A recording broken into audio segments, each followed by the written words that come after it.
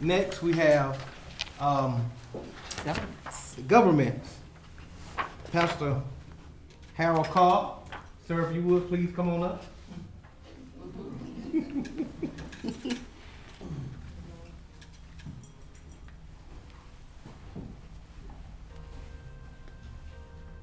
Mr. Eddie Leonard Baker. Sir, if you would please come on up.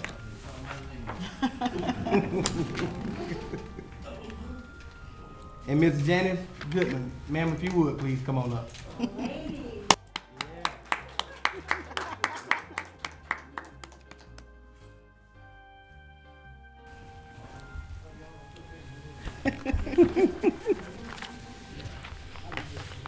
You got it? No, you're gonna read this one. Oh, yeah. Nope. Here, that's the one that's scrambled up. Okay. We'll switch backwards. We'll Yeah. switch, yeah. Cool. Well, good evening and welcome to the interview table. We told you it wouldn't be hard. It's just we just wanted to get some of that knowledge and fill ourselves up.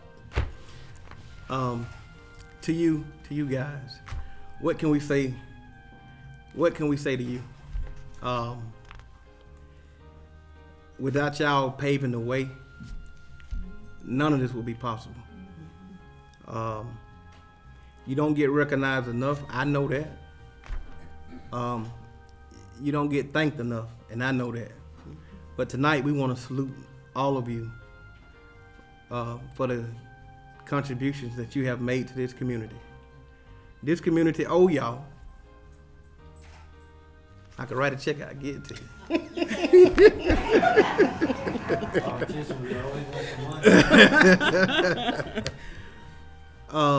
But seriously, I had someone that came in my life. I was a deacon out at Early Hope Church. I don't know I know y'all got to remember Glenn Weaver. Mm-hmm. Glenn Weaver came to me. I was on the deacon board. Deacon Weaver came to me and said, he was the chairman. I was assistant chairman. He came to me and said, I got somebody I want to bring to the church. He said, he's a little rough around the edges. He said, but I want you to work with him. I think he'll be a good deacon. And y'all know him, as far as saw you. That's someone who was after I got to know him and worked with him a while, he started being a mentor to me. And I'm gonna be honest, and we videoing, so I'm gonna be honest. I didn't know a lot about the history of Newton County. I ain't gonna lie and say I did, because I didn't. When he came to the church, that was one of the things that he insisted on the young people knowing was the history of Newton County. And even though I didn't know y'all that well back then, I knew the name because he talked about y'all all the time. And you know, I'm so thankful to him for teaching me the history of this county.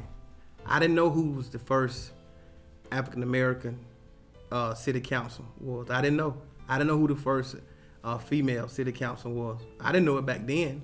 I didn't know the things that you went to become the first Newton County African American board member. I didn't know that. And those are the things that we learned. He taught us downstairs in the basement in Bible study. And so I'm appreciative of you guys so much. You know, I think all the people that come behind us, they need to know the history. They need to know what you guys went through to get here.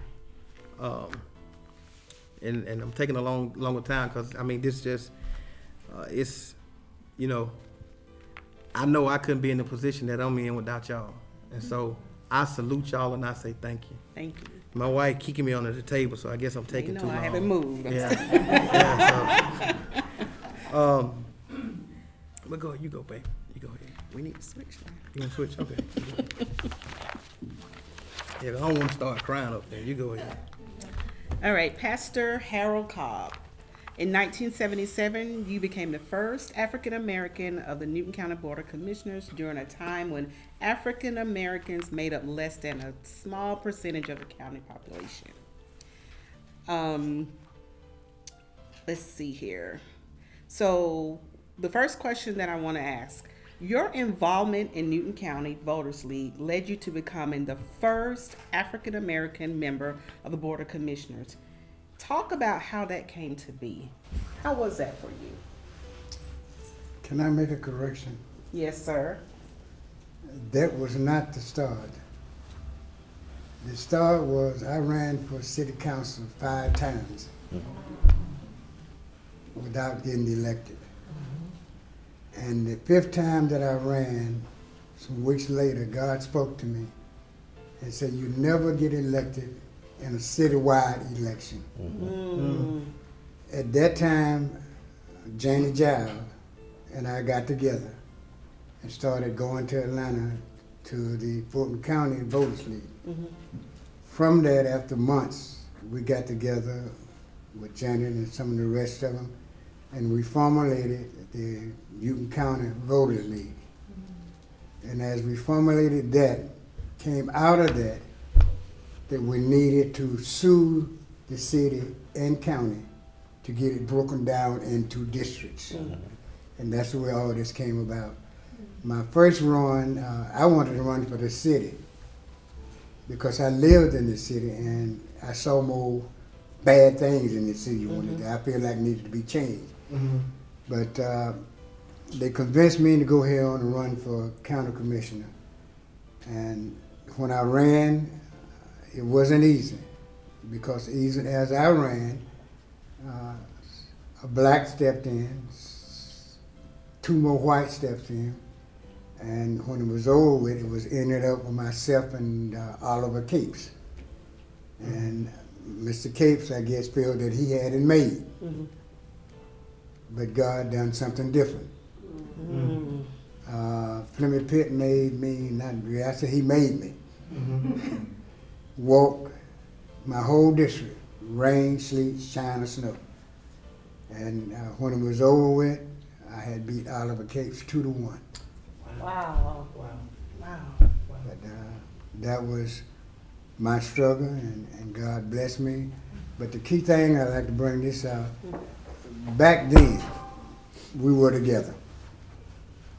And we knew what we had to do. I wished I could see that today. Yes. But now I shut up. Well, you kind of answered the second question. But listen, you ain't got to shut up in here. You know, you deserve the right to say what you want to say. And I, along with other leaders in this community, need to listen to what you have to say.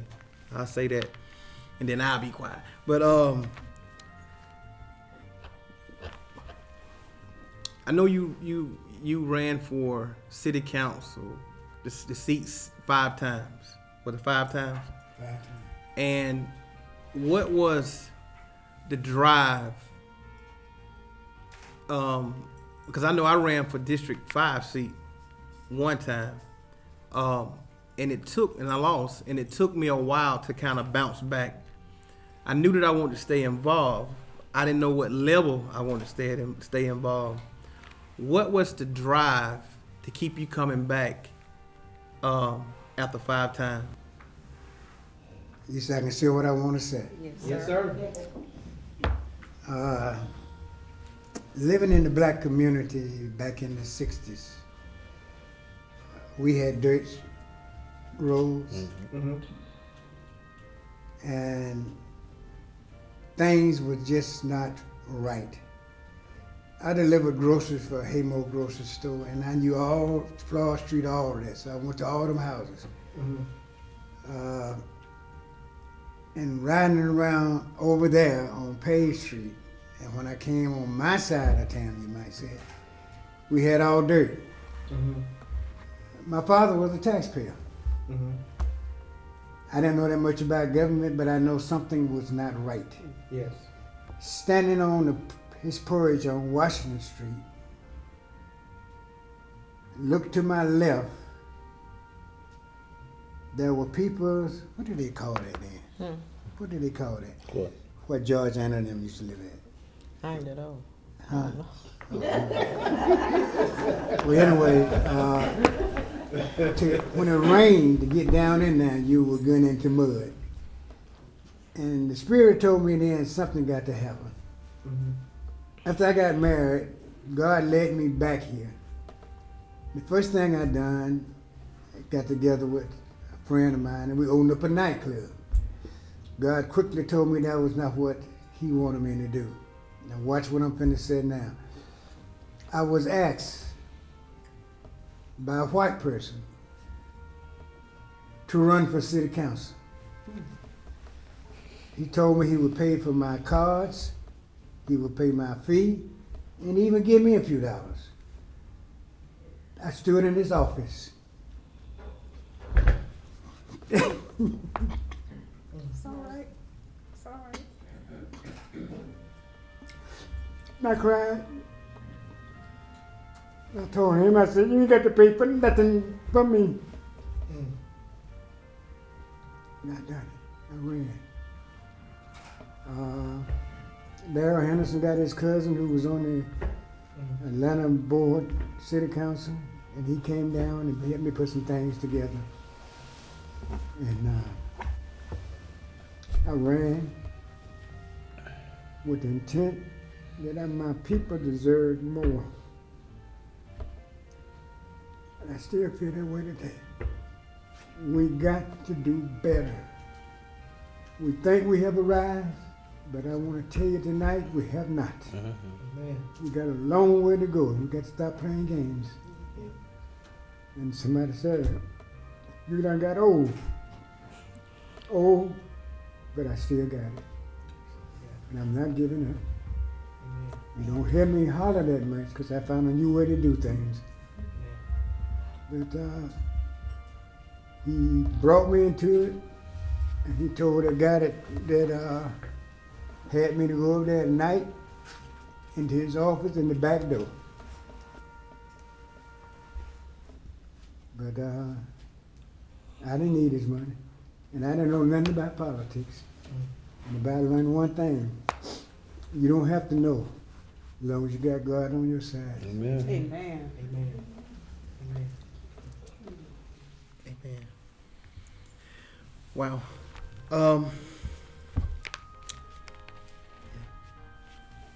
Wow. Can you tell us what you remember most about growing up in Newton County? What I remember most, within Newton County at that time when I was growing up, we were friendly, loving community. We stuck together. You had Harristown community, you had Sand Hill. I remember us having a softball team on the west side. We played east side, and we played Shaw Street. And nobody ever got to fight. We just had fun. Our parents was close to the teachers, and I used to wonder, if I'd done something wrong at school, and we didn't even have a telephone. But when I got home, my parents knew all about it. But those was good days, enjoyable days. I ended up joining Grace United Methodist Church when I was 11, and I joined it because everybody was gathering up there. Harristown was the same way. They over at Professor Mitchell, every day, his yard was full of folks. And we were over there playing and having a great time, and everybody just was together. When they say take a village to raise a child, we had a village because we respected everybody. We didn't curse around nobody. I remember Miss Rossi lived next door to me, and we played ball in that little small street. You lived on the street. But she would let nobody go in her flower when the ball went in there, but me. Everybody made sure that if the ball went in there, get her to get the ball out of there. But we were just together. But today, everybody trying to do their own thing. Everybody's separated. And my 36 years of pastoring, even in church, there's no togetherness no more. And I set up with that too. Thank you so much. Yeah, Mr. Baker. Um, I do it. yep. Okay. Mr. Baker. Yes.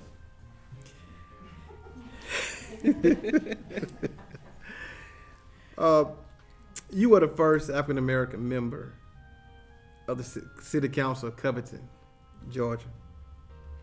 I think you were elected in 1979. That was 78. Serious stuff, 77. Okay. What kind of challenges did you face when you first came into office, and how were you received? Few challenges, try to, about like Harold, trying to understand exactly how it worked and everything, and what was going on. Receiving part, you got some that like you and some that didn't like you. Matter of fact, he told me he didn't like me. I won't call his name out, but yet and still, we got along. But just like anything, when you walk through life, you got people that like you, people that don't like you. But you keep going. You don't stop. So basically, that's what it was. Mr. Baker, what challenges did you face attempting to address the needs of the community? So when there were needs that you needed to address for the community, what challenges did you face? Did you get a lot of pushback? Well, you get some pushback. Yes, I had some pushback. But, you try to, just like, you understand government work, you just keep going at it until you can get it, or until you can get somebody to work with you along to get it done. Can I feed off of my wife's question? So, Pastor Cobb was talking about when he used to come down Florida Street, sometimes some of the roads would be paved, and then some in the areas, I guess, where African Americans live, some of the roads wasn't paved.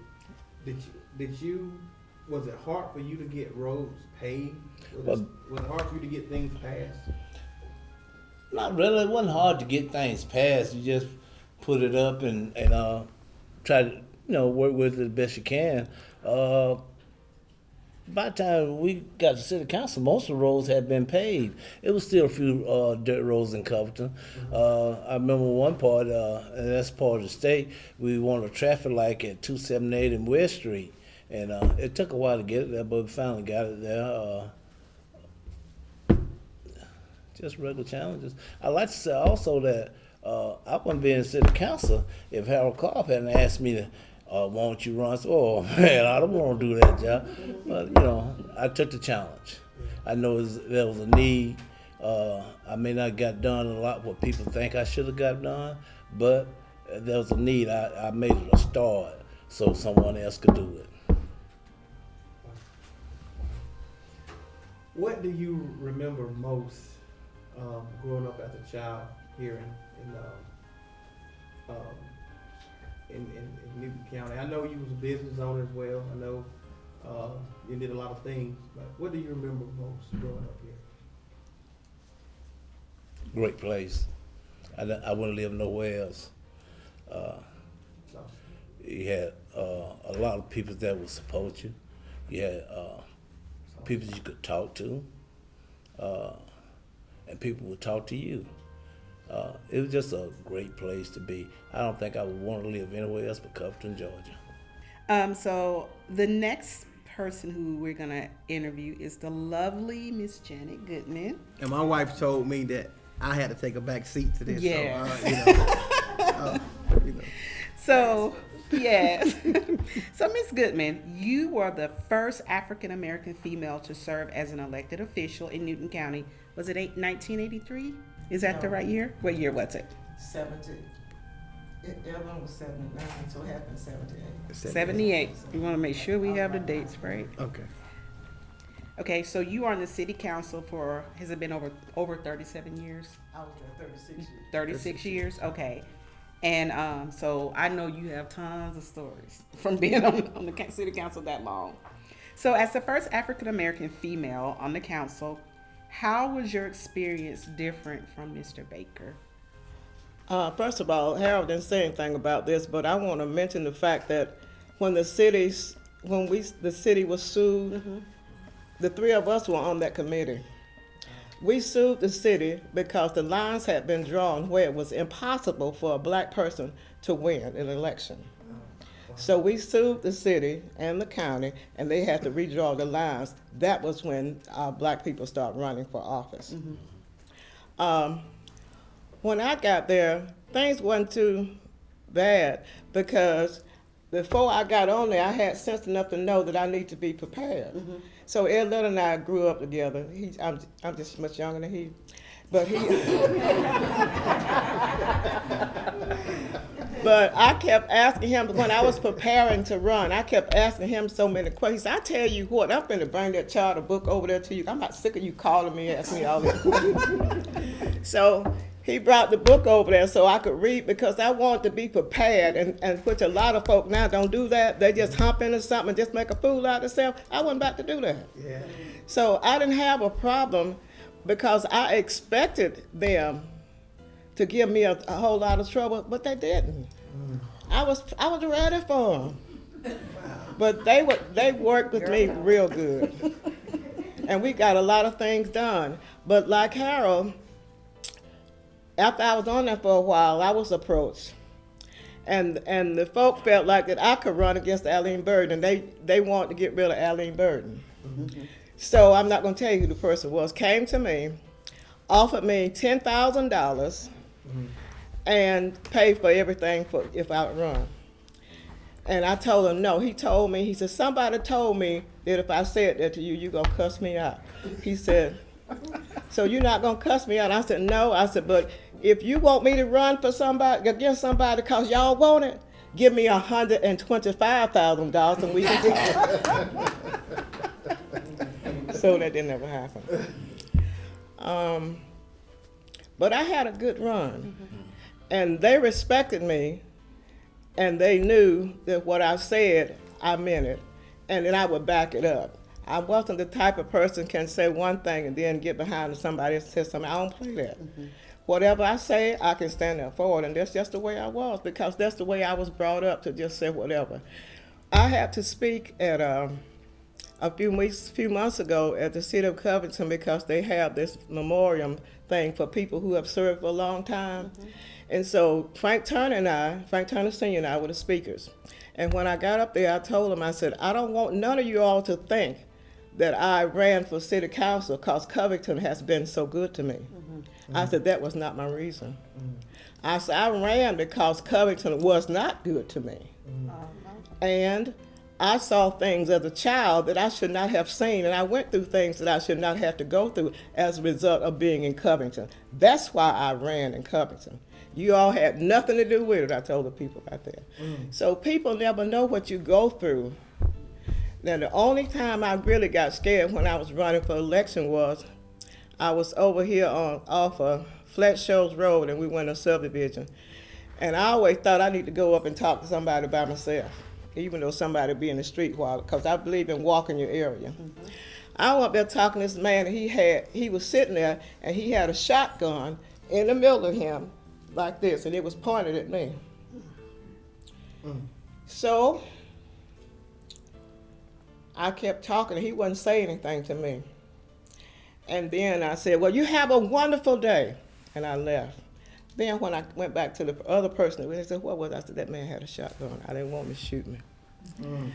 And so you don't realize what some people have gone through. I know what it means to have the GBI at your house, in your yard, because you've gotten threats. See, people don't know that.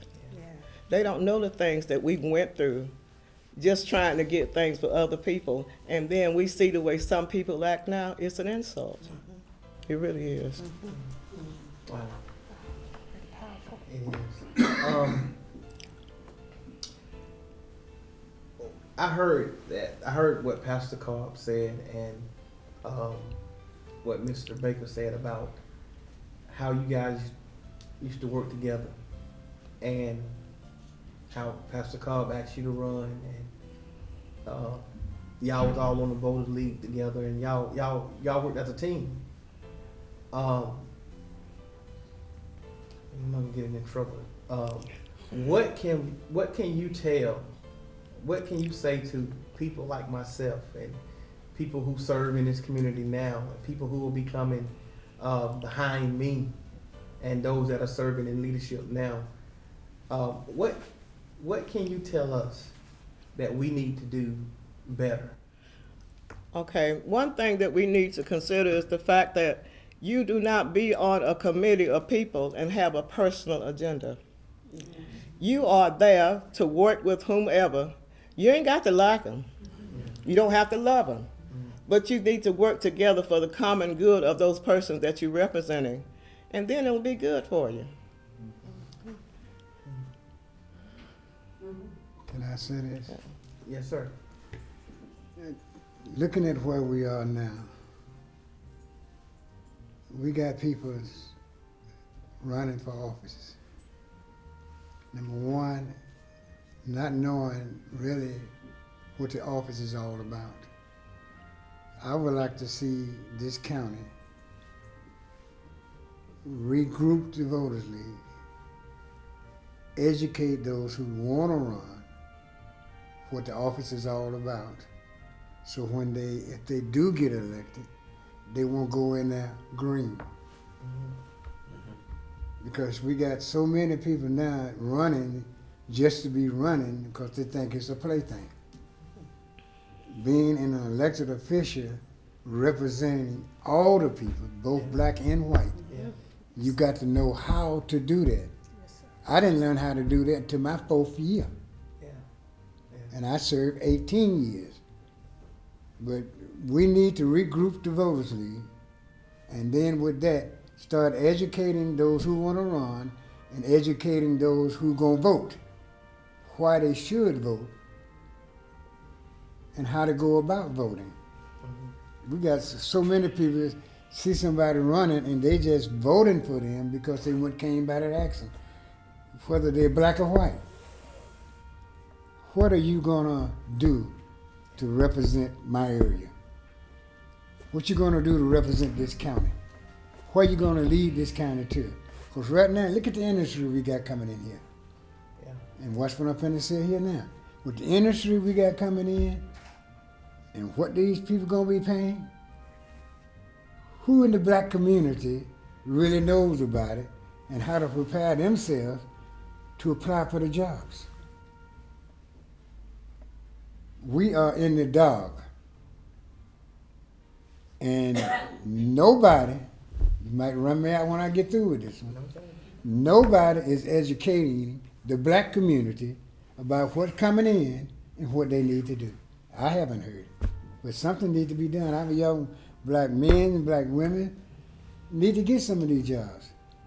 And some kind of way, I know somebody said, I can't think of the last big plant came in, they were looking for young black men and women. But everybody they interviewed was drug infected. So what we got to do, both the community, pastors, both black and white, come together and clear this up. Because number one, if I'm on drugs, there's a root cause for me to be on drugs. And if we don't know what that root cause is to cause a person to be on drugs, a person don't just get on drugs to be on drugs. You know, I had a brother who was in the Korean War. He came back here and he ended up being an alcoholic because he was on a bridge. It got swept away, and only 2 of them was left, and he was one of them. he was in a foxhole, and his friend, they woke up the next morning, his friend was dead. He had a bullet through his head. And he didn't know about it till the next morning they woke up. So what are you saying, Cobb? We got some work to do other than just getting folks elected. I mean, putting somebody on a board and they don't know what they're doing, we're still in trouble. We got some work to do. And I'm glad you're having this, so I can get a piece of my mind off of my chest. Well, I am. I think you was talking about Rivian. The thing about Rivian 7,500 jobs. In for this region, Walton, Newton, Jasper, and Morgan, which is a lot of jobs. A lot of those jobs would be manufacturing jobs, and will be high-paying jobs, starting out around I think $56,000 a year, which is a good salary for. I mean, you don't have to have a college degree to get that job, and so I think that's a good starting off salary. And there are going to be things done in the community. There are going to be initiatives out there that will teach people how to go about getting those jobs. And there are things in place now to teach people how to get into advanced manufacturing and things like that. They partner with Georgia Piedmont Technical College. They are giving training away free. It's something that we getting ready to start pushing out in the community.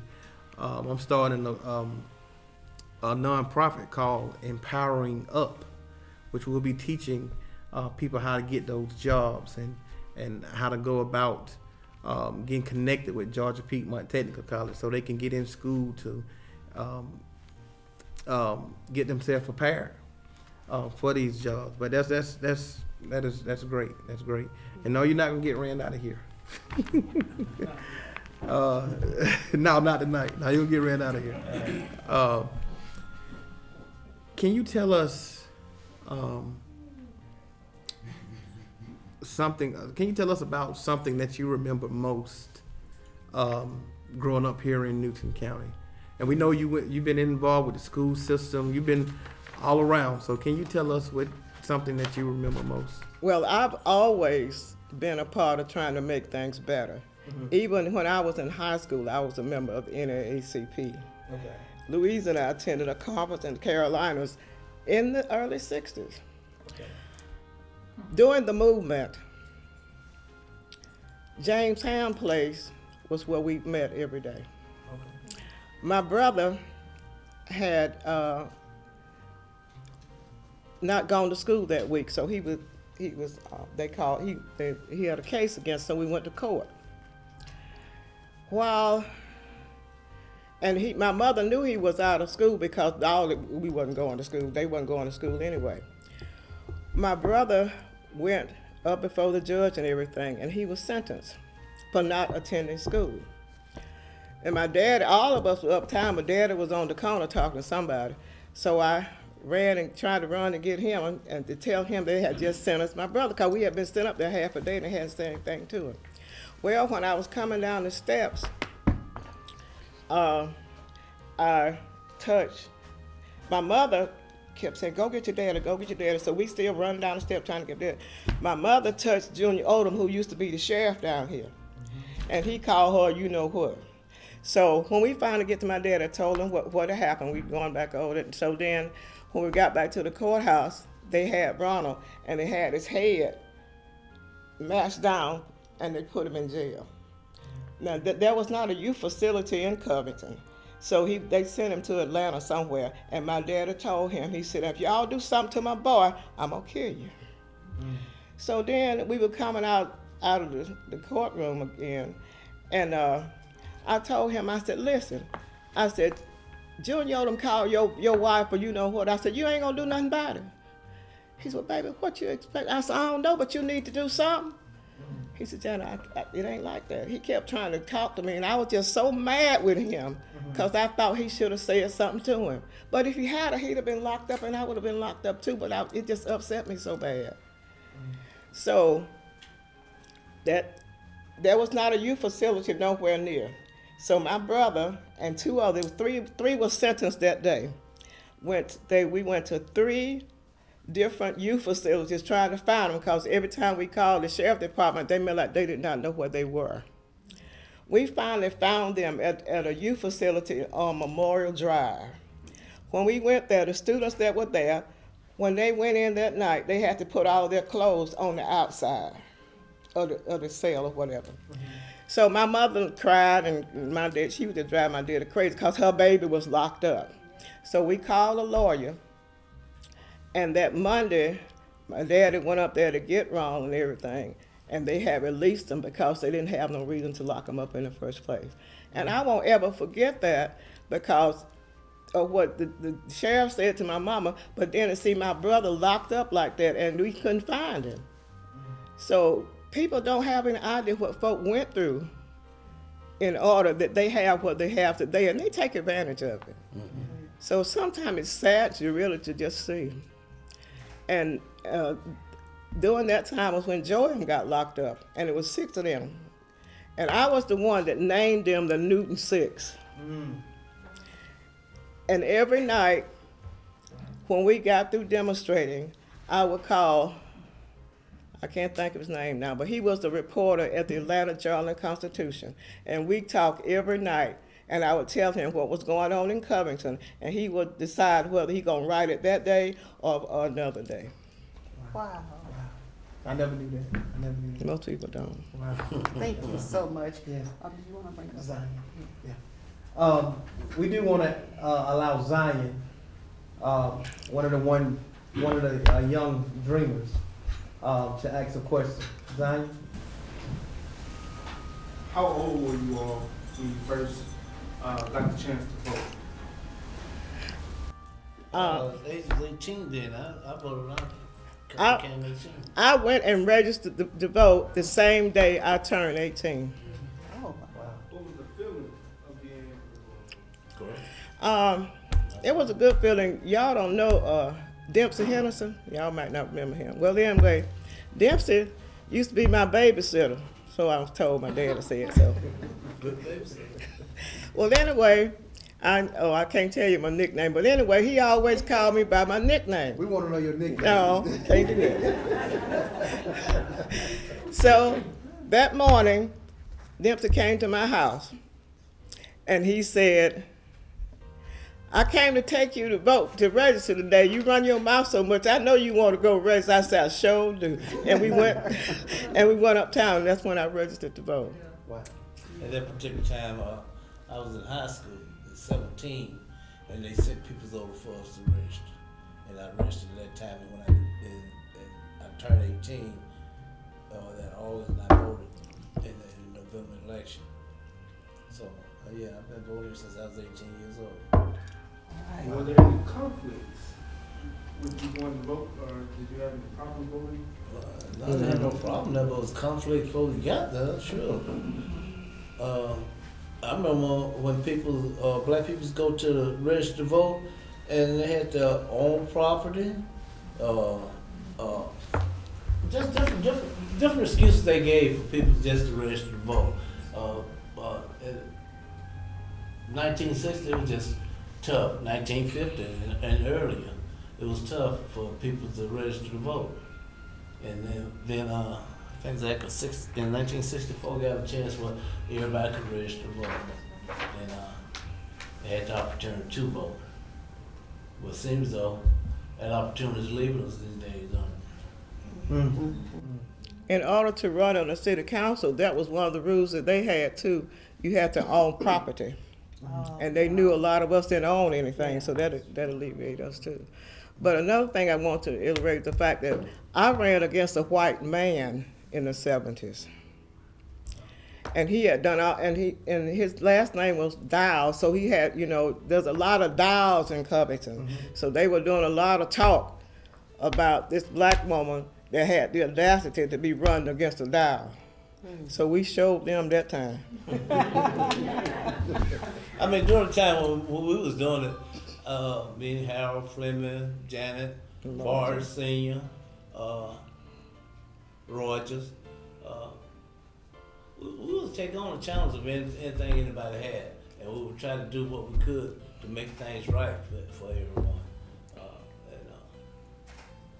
I mean, I just enjoy working with them, and I seen the cause and the reason to do it, so that our people could have a say in the government itself. Yeah, We appreciate that too. we definitely appreciate Definitely that. appreciate it. Well, listen, come on, y'all, get him a hand. Thank you. Thank you, guys. you. So